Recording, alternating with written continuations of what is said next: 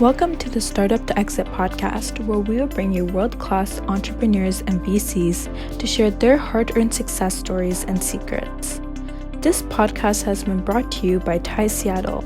TIE is a global nonprofit that focuses on fostering entrepreneurship. TIE Seattle offers a range of programs, including the Go Vertical Startup Creation Weekend, TIE Entrepreneur Institute, and the TIE Seattle Angel Network. We encourage you to become a TIE member so you can gain access to these great programs. To become a member, please visit www.seattle.tie.org. Hello, everybody. Welcome back to another episode of From Startup to Exit. We have a fantastic guest today, and once he starts speaking, we will learn how governments interact with artificial intelligence and what they do to encourage startups. It's going to be a fun episode. I, along with Shirish, are part of the TIE Seattle board. TIE Seattle produces this podcast. Shirish and I have been co-hosting for almost a year. We talk to very interesting folks who will add value to our audience, and I'm sure this episode will be the same. Shirish is a serial entrepreneur and a serial author. Both his books are now sold wherever books are sold. Hopefully, you will buy and read them. The first book was titled From Startup to Exit, from which we borrowed the title for this podcast. And the second one, Winner Takes All, is about a marketplace. With that said, I'll hand it over to Shirish to introduce our guest and take it away. Shirish. Thank you, Gauri. Welcome, everyone. Like to welcome Josh Fleig. I hope I'm pronouncing your name okay. Yeah, that works. Okay. So Josh is the Chief Innovation Officer at the State of Louisiana. So welcome, Josh. I thank you for having me. I'm excited to be here today. I'm a long-time listener, first-time guest. Okay, very good, very good. So you heard our podcast before. That's wonderful. So before we get started, it'd be great if you could talk a little bit about your background, your journey, and how you ended up in your current role.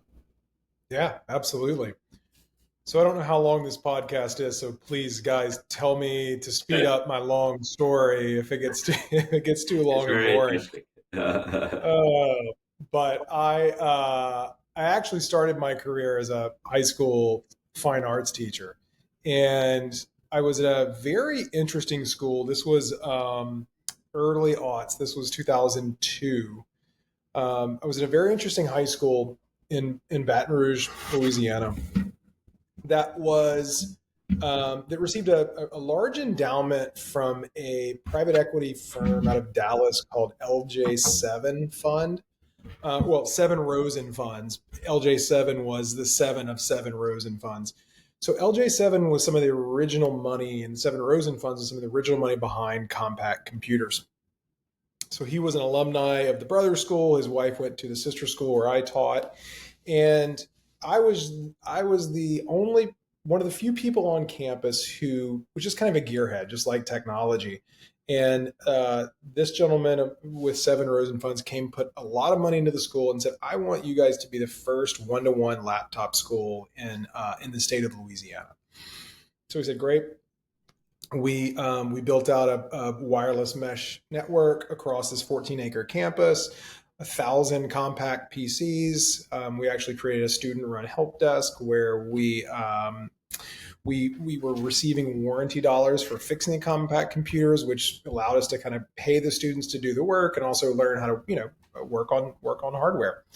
And so it was an amazing program. We were years ahead of the rest of the region in this space, and we just had dollars to try interesting stuff. And so I got really interested into digital media. I built out this multimedia program for the school. But after a couple of years, I knew that I didn't know what I was doing. I was home brewing everything. And so I left education to go to graduate school in New York. Went to NYU, and the Tisch School of the Arts within NYU is an interaction design program, which is really it's a lot of artist and computer science kind of mashed together, trying to figure out more novel ways to to build some kind of human computer interactions. And so in that program, I got introduced to the Nokia N95 smartphone, and this was like the coolest phone in the world at the time. And we were building these on deck applications. We were working with an open source server program called Asterisk at the time that allowed you to script SMS interactions, things like that. But this is pre-iPhone, so the greatest latest was were these Nokia feature phones, and I got really interested in mobile interaction. Took a job with NBC Universal right there in New York at the time, in an interactive media product development group, right at the end of my time in graduate school. And we were baking all sorts of different applications to engage NBC customers, to trying to ultimately drive higher engagement rates for fans across all of the NBC properties. So NBC Sports and CNBC and MSNBC. And it was kind of a skunkworks group in that we were building these prototypes, testing them with fan bases, and seeing which ones had higher engagement rates. And so some of these were, synchronous web applications. Some of these were applications built into cable boxes, and then we had SMS, text to television, voting, polling on reality TV shows, competition, game shows, things like that. And the level of fan engagement on the SMS side was way higher than anything else we were doing, way higher than the synchronous web applications, because everyone had the ability to send a text message. And not everyone was sitting in front of their TV with their laptop open, but everyone had a mobile phone. Everyone could text. So the penetration of the technology, it's dead simple. There was no apps to download. There, you could learn how to do it in seconds. It sort of passed the mom test. And we were actually making money on some of this stuff because we were charging customers, $1 to vote on, deal or no deal, to enter to win money. And so that was the group at NBC Universal I worked on for a couple of years, and they were owned by GE at the time. It was a very kind of stuffy corporate environment, and I was young and I didn't like wearing a suit every day. I mean, this is not an everyday event for me, but it was not my jam, culturally speaking. I just didn't like working there. But I noticed that the vendor that we use at NBC Universal, who supplied a lot of our underlying SMS technology, our connectivity to all the carriers, the software platform that ran all these interactions, they were having fun. They were having much more fun than I was having at NBC Universal. So I ended up jumping over to a company called Single Point, and working on the business development team there at Single Point, running major accounts for other media companies, not just NBC Universal, but ABC, Disney, CBS, all their different properties, doing similar work just across more large media companies. And that's where I met this guy, Mr. Gowrie Shankar, at Single Point. God, what year was this, Gowrie? This was 2006, 7. Yeah, 8, somewhere there. Yeah. Somewhere in that range. And Gowrie can go much deeper into the history of Single Point, aka Wireless Services Corp. But that was also my introduction into being a scrappier, smaller software company, trying to sell into these big clients and meet their service level requirements, and fix things that were constantly broken. And we were wearing a lot of hats. There were days I was the account executive, and there were days that I was on collections. And so, but you learn a lot about how to work, how to blast. And then we sold the company in 2012. Is that about right? Yep. Yeah. 2012. And I had some friends back in Louisiana, which is where I was from, and we had, at the time, it was the beginning of Governor Bobby Jindal's second term in office. And I really watched Jindal from afar. I mean, I was from there, so I obviously kept up with local politics back home. But what the Jindal administration brought to the table was a super sophisticated administration and state government that the state of Louisiana had not seen for a long time. And these guys were all Ivy League educated, ex-McKinsey consultants, dead set on fixing, kind of systemic problems, and very aggressive on the economic development front. And so I joined that team in 2012, came back to Louisiana, and helped the broader mission of trying to create more technology jobs in Louisiana back in 2012. And so I've been in some version of that game since then. Here we are 12 years in on that mission. So, what is the mission of your agency and your specific role? Yeah. So we are our uncool name is the Department of Economic Development. So we're a state agency where we administer a lot of tax credits. That's a lot of what we do is, we create products and services that make it an easier place to do business. And so there's a lot of folks in the agency who are responsible for administering those programs. But the larger goal of the organization, it is to diversify the state's economy. We spend a lot of time, energy, and resources on attracting and growing industries that might not be native, or in some cases, helping some of those native industries pivot to new economies, right? Or to new transitional kind of periods or forks in the road or whatever that looks like. And, I can go into a long spiel about how we're doing that in the energy transition world right now, but either way, it's about creating more high paying, high value, kind of future proof jobs in our state. Got it. And then what is your specific role as the Chief Innovation Officer? So I have fully retired from business development. I am now no longer focused on attraction projects. We think we sort of divide our house a few different ways. The business development team focuses on attracting large employers here to expand into the region, or retaining kind of key driver companies, making sure that the people that are here are happy and growing and not jumping ship to Houston. And so my shop is actually new. This is the first time under this new administration where the state has said we need an office focused on innovation. And so as of July 1, I'm new to the role. It's a new office with a new strategy. Our North Star is startups. How do we help fill the top of the funnel with more high growth technology enabled startups in the state of Louisiana? So it's creating all of those systems, products and services to help people that can do that can create those startups, grow and thrive here in Louisiana. Some of those are on the policy side. Some of those are tax credits that help angel investors invest in companies that are growing in Louisiana.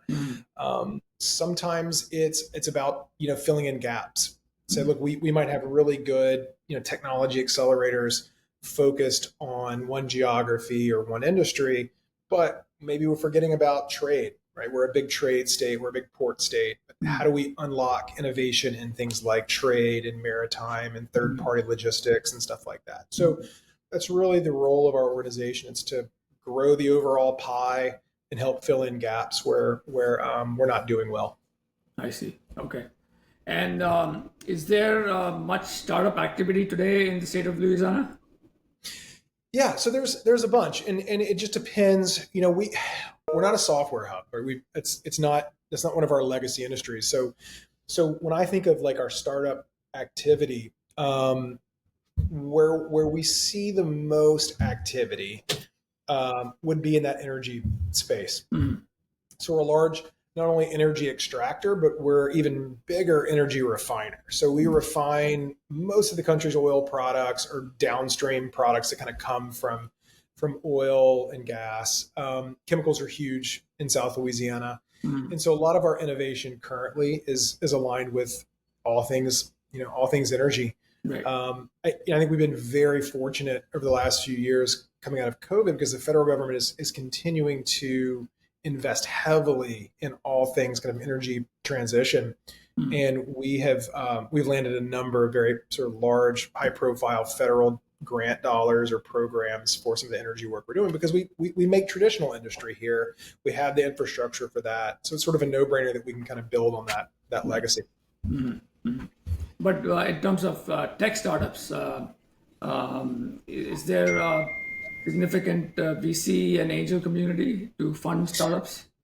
Yeah, so it's a great question. So if you actually look at our largest exits, they were software plays. We had our first $1 billion exit, 2021, a company called Lucid that built.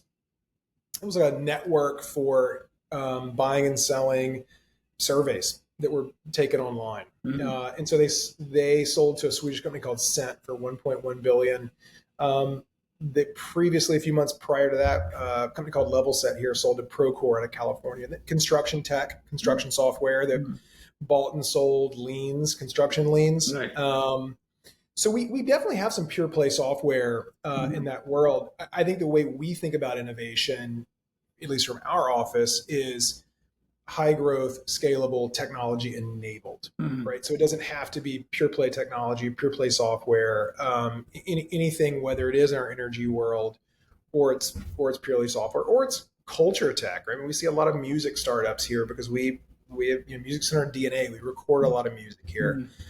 I mean, Taylor Swift's last biggest single was recorded here in New Orleans a couple months ago. Her next album was all recorded here in New Orleans. Right. So I think building on that legacy is also super important to us. On the VC side, we got a big shot in the arm from the federal government a couple years ago. There's a U.S. Treasury administers a program called SSBCI. So it's the State Small Business Credit Initiative. And each state got an allocation of dollars. And this was, again, it was a COVID, relief bill. I think it was under ARPA. And every state could sort of design a program for their allotment under this SSBCI Treasury initiative. In Louisiana, I think very smartly said, we're going to put most of our eggs into the venture capital basket. So we dedicated about $100 million in extra seed capital to our ecosystem that has to be matched with $1 of private capital. So effectively, it's an injection of $200 million in new seed capital that we're currently pushing through, which has been a tremendous boost. Right, got it. So are you looking to states like Washington State, California, Texas to attract startups? Yeah, it's a good question. So I think our competition is all over the place. I think Texas, because we share a border and because Houston is so large and is the de facto headquarters for most energy companies, that's an existential threat for us. So making sure that we're building, these new energy startups here in Louisiana, I think is our opportunity because we don't have the incumbent, players headquarters like Exxon and Shell and Chevron and all those guys. We have Gulf of Mexico operations for a lot of these companies, but this is not their headquarters. We think our opportunity is, because we have that infrastructure, because we have the workforce, is to continue to build future energy startups based on that, that legacy infrastructure, that legacy know-how, and that legacy workforce. So I'd say that Texas is absolutely, and Houston specifically, is our number one competitor. And then, California, obviously, for all things software innovation, is the world's number one competitor. And they set the gold standard globally, and competing with the Bay Area for software innovation is hard. But we have to make sure that the people that are here and that love being here and love living here have access to capital and customers and coaching. So I don't think it's hard to say that we're competing with, the Bay Area, but trying to emulate some of the things that they've done well is part of what we try. And so what are some of the, as you talk to companies in California or Washington State or Texas, what are some of the incentives that you're offering startups to move to Louisiana or to have a portion of the staff located there, etc.? Yeah, one of the greatest programs we have is an interesting legacy, but it's still very much in play. Is a software development incentive that we created back in the mid aughts. Mhm. That it was originally a video game incentive. So if you follow these kind of competitive state tax credit programs, in the early aughts, the film programs took off, and you went from 0 states offering film production incentives to Hollywood to like 40 states doing it within about 2 years, with varying success, and very unclear, kind of ROI on some of those programs. So a lot of states shut those off. Louisiana's was actually growing pretty well, and so around 2005, 2006, we created a sister program that was designed to attract video game developers here. But it was one of these programs that the legislators didn't realize that game companies don't look and act like film companies do. Film companies are mobile by design. They will pick up and shoot a film anywhere in the world if it's easy and there's dollars available. And game companies don't. These people are brick and mortar. They report to the same place every day, and their production cycle is years, not months.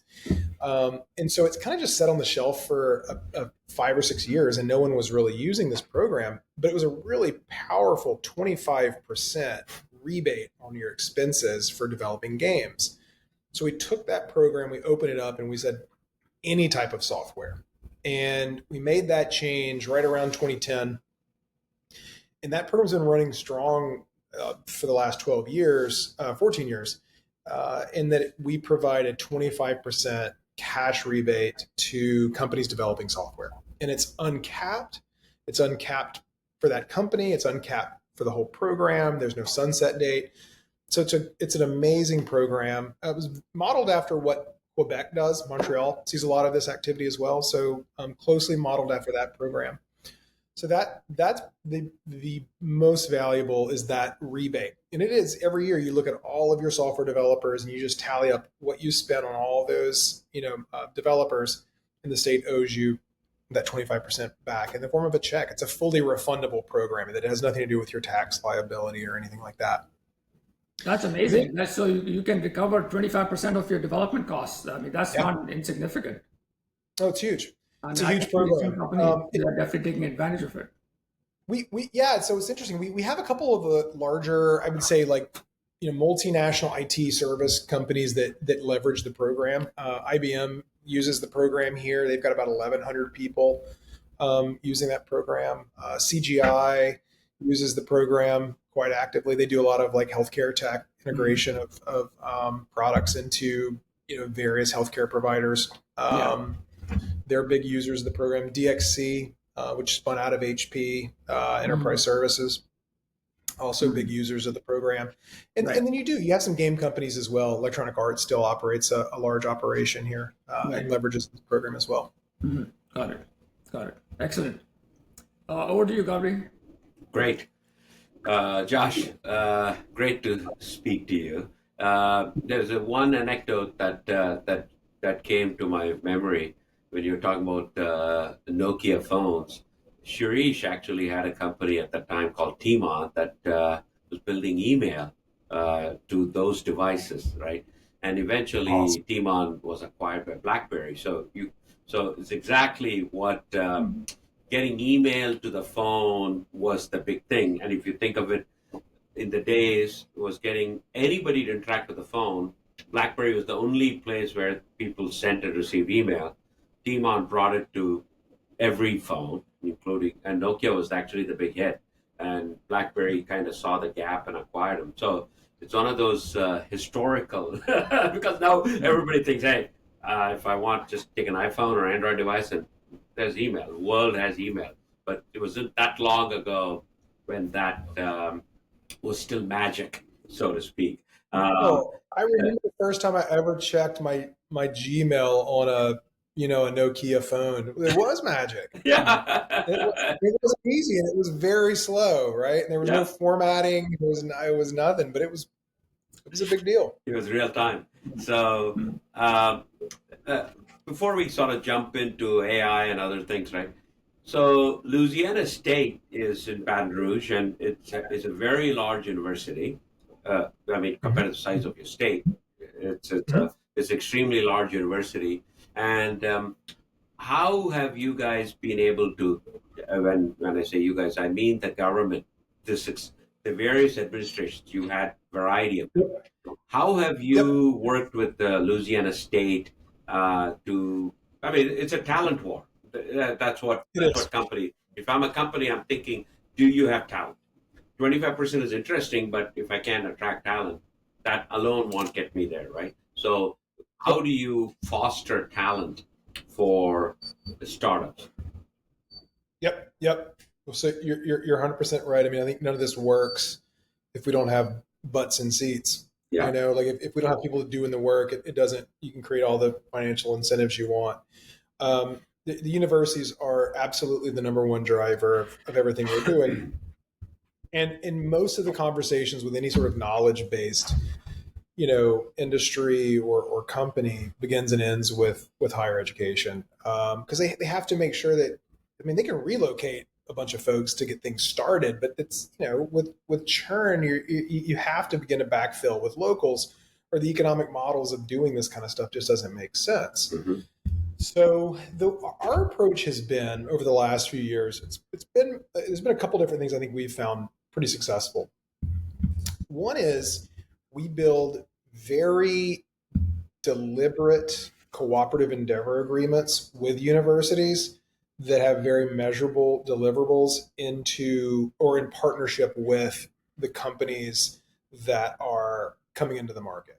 And so I use the IBM example, quite a bit because it's the most demonstrable. But so IBM initially said, look, we're going to create 800 jobs in the market, but we need the graduates coming out of LSU to understand X, Y, and Z. They need to have a baseline understanding of ERPs and big data and data analytics.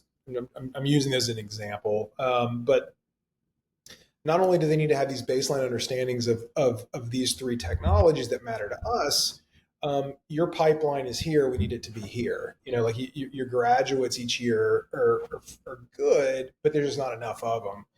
And so we ended up taking dollars. We took $15 million in the example of the IBM project and working directly with LSU to build these cooperative endeavor agreements that said, do two things: increase the pipeline. Number one is just we got to get the throughput up.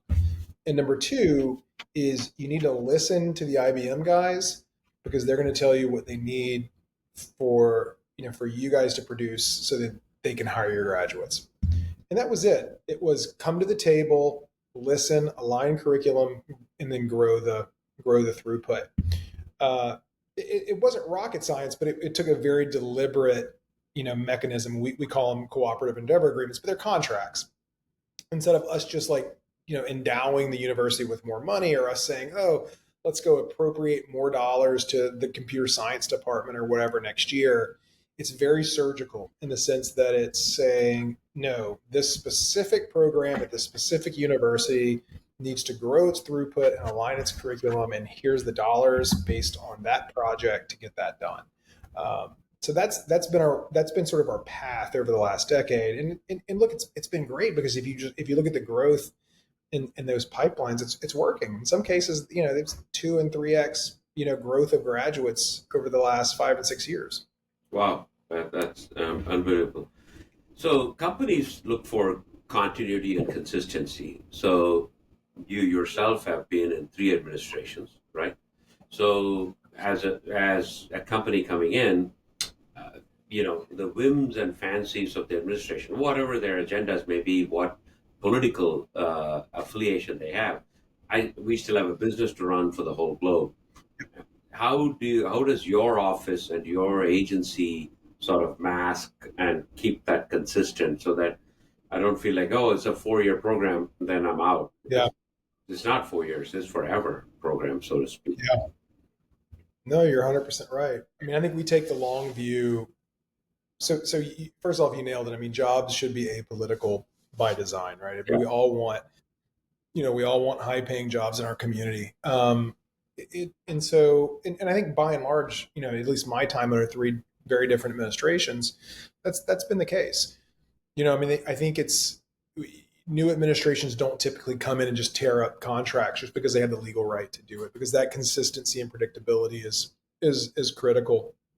And rhetoric changes and all that kind of stuff. But at the end of the day, we build 10 and 15, and in some cases even 20-year contracts with these companies so that they know that they have something they can take to the bank, regardless of political whims and what's happening, from the rhetoric perspective or the national scene influencing local states or whatever. Companies don't care at the end of the day, right? They just want to know that they can bank on the talent and the incentives, and it's going to look the same next year that it looked this year. So I think it's about having that power to to build some kind of an instrument. It's a 10, a 15, or a 20-year contract. Say we're here, we're going to do it, and we're going to support you. And guess what? If the legislature goes in and rips up some statutory incentive and makes a change, we're going to make you whole under this contract term. It's critical. Got it. That's awesome. So let's switch gears a little bit, right? So you talked a lot about quote unquote legacy industries incorporating technology and your startups coming. So, and if you look at AI introduction, seems like the legacy industries are the most to take advantage of. Say, if you're chemicals, the fact that you could ask a bot what chemical composition is, which would be a completely new innovation, because otherwise some chemical engineer is looking up the molecules and telling you the answer. About ChatGPT can probably tell you. So, given your legacy and the pace at which AI innovation is happening, what's your position on how to incorporate it, and what are you guys specifically doing around AI to attract that talent to support your legacy industries? It could be wood, it could be oil, it could be anything. They all need AI at the moment. That's somewhat obvious, and without it, somebody else will do it anyways. Yep. Look, I'll say this about AI, and I'm on the record saying this all the time. This isn't Bitcoin or crypto or Dogecoin, right? This isn't something that's going to be heavily debatable whether there's utility or a future or a value or any of that stuff. This is the evolution of computing, right? We've been working on artificial intelligence since the beginning. I think generative AI just unlocked the public support and consciousness behind what has been a long time in the making, and accelerated the level of investment, the level of excitement and enthusiasm in AI. And I'm fully on board. And I think it's time to ride that wave, because big companies are spending a lot of money. VCs are spending a lot of money in artificial intelligence. But the utilities there today. The ability for AI to just make things quicker and easier and more productive for those legacy industries which you mentioned. It's there today, so it's only going to get better. I would love to see Louisiana be a living lab for applied AI research in those legacy industries. How are we leveraging it to test new energy applications, to saw timber, whatever that looks like. I think we're a fortunate state that we still make a lot of stuff here, and so that's a great place to test how artificial intelligence can help us make it cheaper and faster and better, and new novel approaches to all of that. So there's a very few things that we've done in the last couple months to position ourselves to compete in this new world of sort of AI investment. The first thing we did is we passed a bill in our spring legislative session that made us competitive for these large AI data centers. So we all know that infrastructure investment is being poured into these hyperscaler AI investment data centers. And to date, Louisiana just had no real play in data centers. We also strategically didn't chase them because from economic development perspective, it's not historically, they're not big job creators. where we have I think we have a mind share sort of challenge with storms, although storms really affect, the coastal part of the state. I think it was sort of an uphill battle to convince people that we're a safe location for data centers.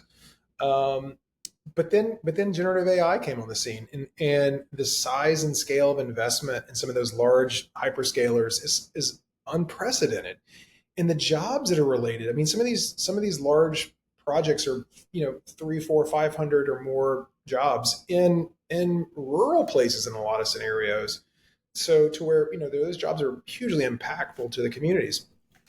So we passed a bill, the governor signed it into law, went into effect July 1st, that rebates large data centers their sales tax back on all of the equipment that goes into those large data centers, with the caveat that these are the big ones. These are the ones that are over $200 million in capex and over 50 jobs. So these aren't like your edge centers that are run by a telco, with one or two employees and 20, $30 million in investment. These are, these are the bigger ones.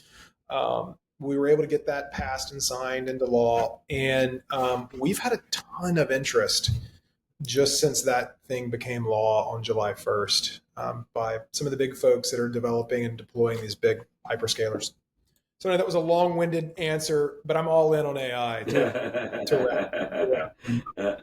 So that kind of one of the interesting things is at the moment infrastructure is attracting a lot of investment in the AI stack, so to speak. There's a lot of VCs putting money in application, but the infrastructure is without it, these applications will still take a long time to come.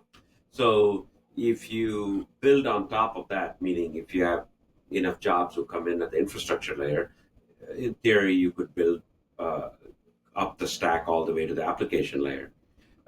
You also have this energy advantage compared to some other states. I mean, you mine a lot of energy, you have a lot of access to energy, and you historically have had it, but you've not had the sort of confluence. And I think the least cost energy states are likely to actually attract initially the investments on infrastructure, because these things suck a lot of energy.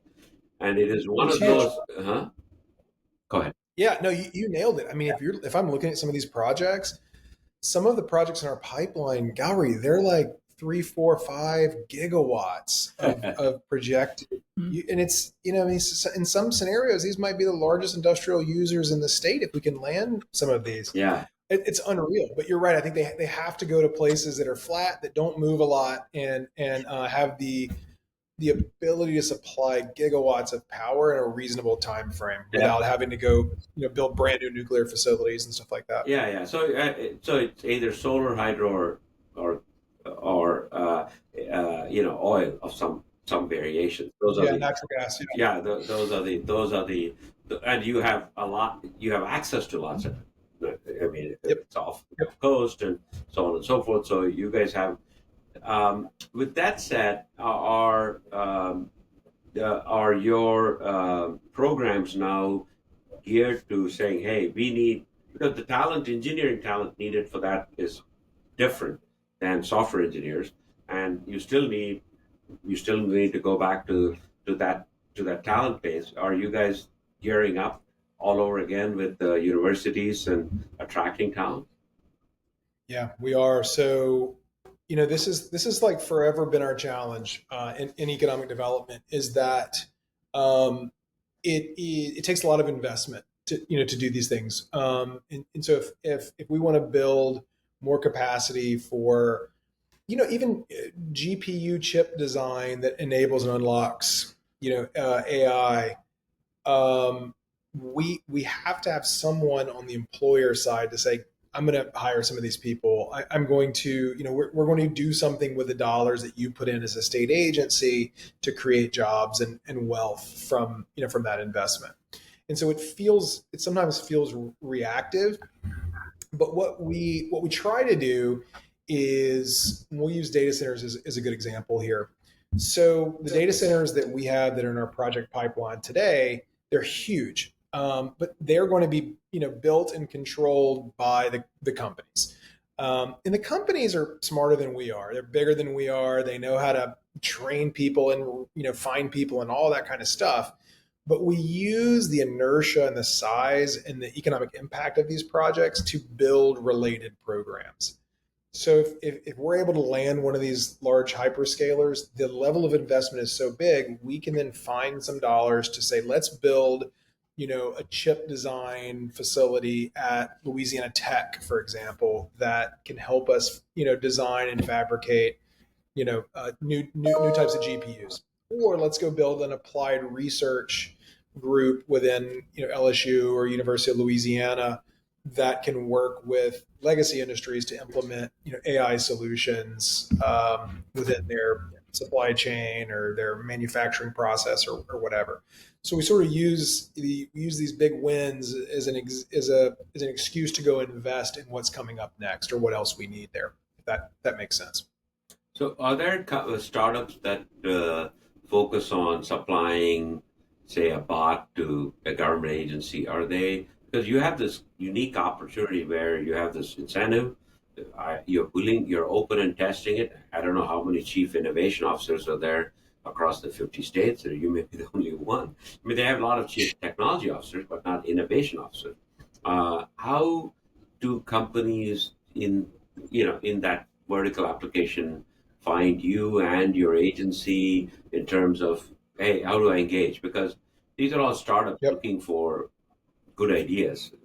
May have good ideas, may have a VC funding, but the hardest part, and Shirish and I talk a lot to a lot of startups, is go to market. They have a huge go to market problem, and it seems like government may be the most attractive in terms of providing a citizenry better services because they can use AI. I mean, otherwise, hey, you can't show up to the DMV every day.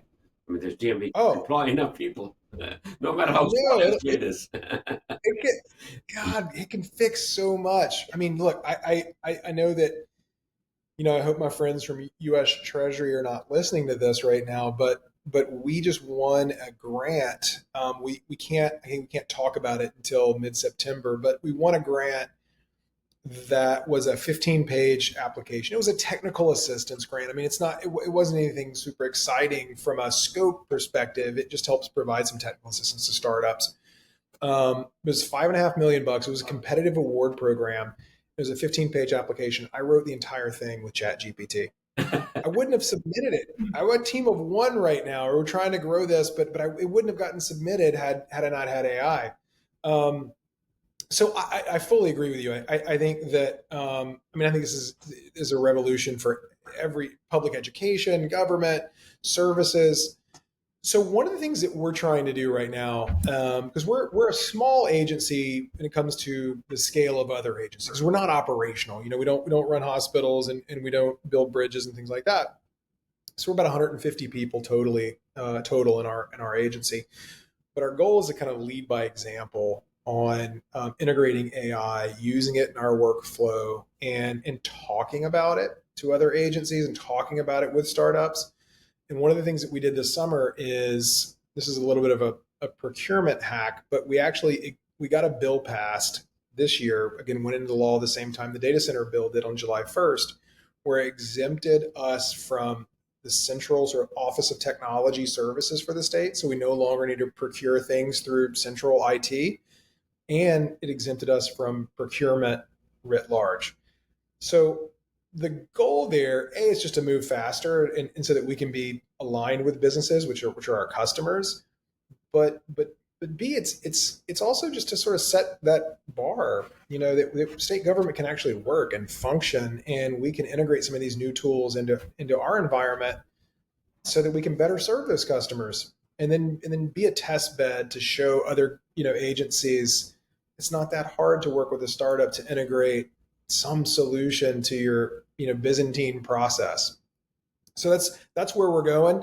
The nice thing is the groundwork has been laid. Now we're just beginning to try to figure out how we roll it out and talk about it and implement it and all that good stuff. So I'm excited. I'm excited because I'm a user, because I'm inherently lazy individual, and it is it's made me look more productive, which is awesome.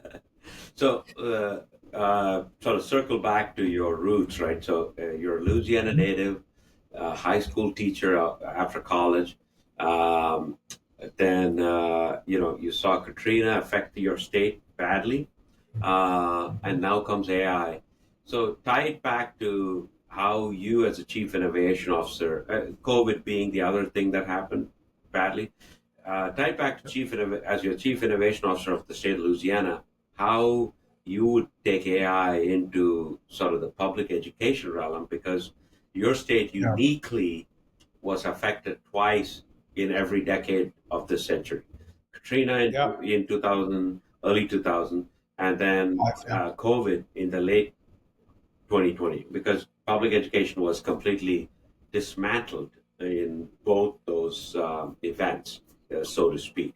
How Yep. do you see that integration happening as the chief innovation officer, especially given where you started your career in public education? Yeah.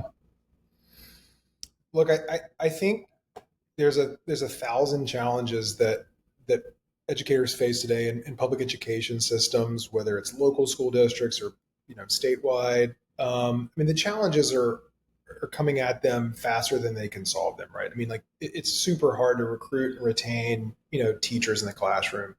That's a huge challenge, not only in dense urban environments but in rural environments even more so. Finding people that are qualified to actually teach our children is a big issue. And then the turnover rate is getting worse. It's not getting better. I'm a big believer that AI can unlock the potential to just deliver better education to students of all levels and meet them at their level, which is fascinating. I've been reading Sal Khan's new book, the not Brave New Words, I think is the name of it, right? And I don't know if you know this, but Sal Khan is from New Orleans. He's from the Metro. Yeah. He started his teaching his cousins or nieces when he was in Louisiana. Yep. Yeah. And so I've been a huge supporter of Khan Academy over the years, because the first wave of Khan Academy was just delivering access, right? Yeah. So that like you've got the ability to learn math and science in places that are having a hard time delivering those higher level math and science courses. But Conmigo is his new product, which is built on top of GPT-4 or 4.0 or whichever one we're on now. But its ability to really hone in on meeting individual students where they are is impressive. And you can't, public education doesn't work like that. You stick one teacher in a room with 20 to 40 students, right, whatever the number is, and they've got to kind of teach to the middle for the most part and try to bring students up. And it's hard. It's hard to do. And I think AI has the ability to change that and have these very personal, educational experiences at scale across all types of geographies, rural, urban, rich, poor, everything in between. So I'm a huge believer in the ability for AI to do that. I'm actually working on an interesting project right now. So during COVID, the federal government pumped a lot of money into broadband access for all 50 states. Said, look, we're going to be doing more of this. We just need to make sure that everyone is connected to high speed internet across the entire country. And so I was actually at a press conference today at the Capitol where we unveiled we call them gumbo grants for deployment of broadband to these rural communities. And so it's $1.4 billion program, most of which, or at least the vast majority, are the deployment dollars. So it's digging fiber, or putting, bringing solutions to where fiber doesn't make sense, like Starlink or, whatever that's going to look like. But it's impactful and it's great. But what's more interesting is what are we going to do with that internet and all those 40,000 new locations once it's deployed. And I think the education piece is the most interesting story there. I think the ability to deliver quality education to hard to reach places. We're a rural state. I mean, just like much of Washington, right? I mean, most of your population is along the coast, and you have this large portion in the middle that's rural. So Louisiana is very similar in the sense that we have a lot of underserved locations. And so what we're trying to do with the non-deployment dollars from this big federal grant program is design some programs that will allow us to figure out how to deploy generative AI products into rural classrooms to improve the level of education for those students. So I'm super excited about it. And the nice thing is, like, I just stepped into this role in July and inherited this process kind of midstream, and it was early enough to shape it so that we could be part of some very interesting, case studies on how AI can affect rural classrooms. So I'm looking forward to that. You'll hear more about that in the coming months. I think December is when we'll begin to make announcements on what those projects look like. But I'm all in on AI in the classroom. Excellent.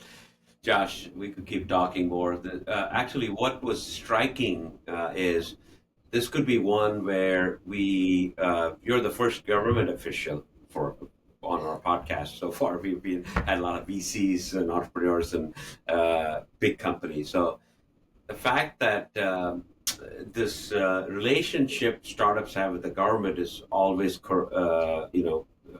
not, it's not easy because they don't know how to navigate it. The fact that you're saying, hey, listen, you come here, we'll make it easy and we'll give you 25% just because you're locating and help you navigate, I think is the first of its kind. It'd be super interesting for our audience to hear that. And also that you are sort of thinking ahead as to how to get AI into both the government and to your citizenry means that a lot of startups could use Louisiana as a program to launch their applications, and that's very interesting. So thank you for making the time to be on our podcast. And back to you, Shirish, to close it out. Great. Thank you, Gauri. So fascinated to hear a little bit more about your plans to take AI into schools and universities. Are you doing anything specific with LLMs in particular? Yeah, so it's a great question. We within our department have not yet, but my ultimate plan is to build an internal LLM for understanding and navigating just complex government programs. We've got a bunch of these programs that were built, designed, deployed over different decades at this point, right? And so some of them still exist. They're based on statute. They're based on these dense rule sets, and they're kind of a pain in the butt to navigate, even for the staff. I mean, we have a lot of people that spend a lot of time hunting down statute, hunting down rules. So just program administration kind of stuff. I think would be perfect to build an LED LLM just to better manage all of these tax credit programs that we offer, whether they're state or federal programs that we work with. So that's my goal is to build that LED version of that. I know the universities are all working on it. I mean, they've all within the last 6 months brought on faculty that are researching some version of open source, artificial intelligence. And I think we'll continue to kind of grow there. My goal would be to launch and just kind of be that leader in the space for government agencies where we've made it work for us. Let's now take that on the road within the Capitol and show the Department of Transportation how to do it, and health and hospitals and that sort of thing. Right. Excellent. So thank you so much, Josh. This was very instructive to understand how you are deploying various proposals and policy options and incentives to attract startups to State of Louisiana. And would love to have you come by to the state of Washington, talk to startups here, and encourage them to also, have an office in your state. So I would love to do it. I think we need to build it around a Seahawks home game. That's best stadiums in the NFL. So I would love it. Absolutely. Thank you. Thank you guys for having me. I appreciate it. This was awesome. Thank you. I'll take care. Yeah. Oh. Uh-oh. Did he cut off? Oh, he dropped off. Thank you for listening to our podcast from Startup to Exit, brought to you by TI Seattle. Assisting in production today are Isha Jain and Mini Verma. Please subscribe to our podcast and rate our podcast wherever you listen to them. Hope you enjoyed it.